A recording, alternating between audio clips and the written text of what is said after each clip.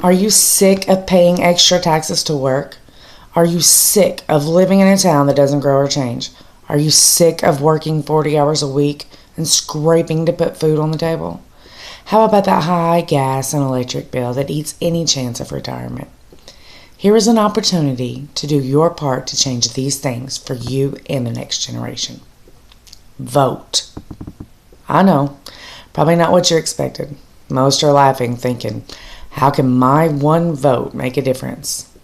According to an article in the New York Times on November 6, 2005, by Stephen J. Dubner and Stephen D. Levitt, a study was conducted by economists Casey Mulligan and Charles Hunter, who analyzed more than 56,000 elections since 1898, both congressional and judicial.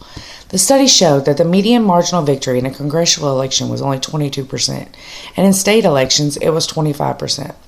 Only one race in the past 100 years was decided by a single vote, a race in Buffalo in 1910.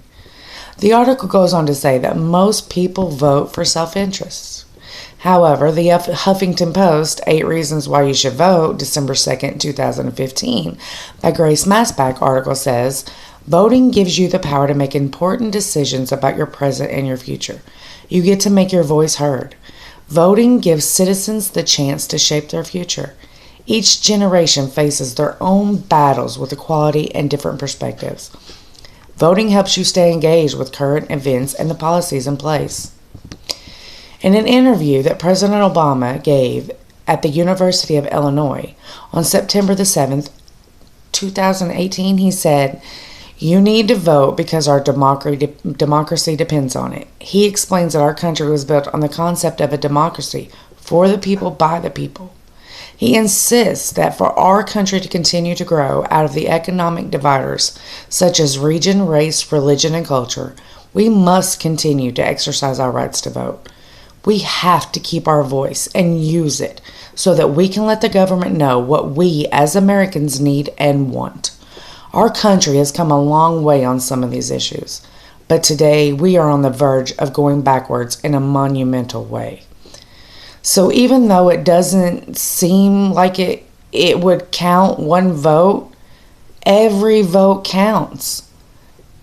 Be informed. Please do research on the candidates. Watch the news.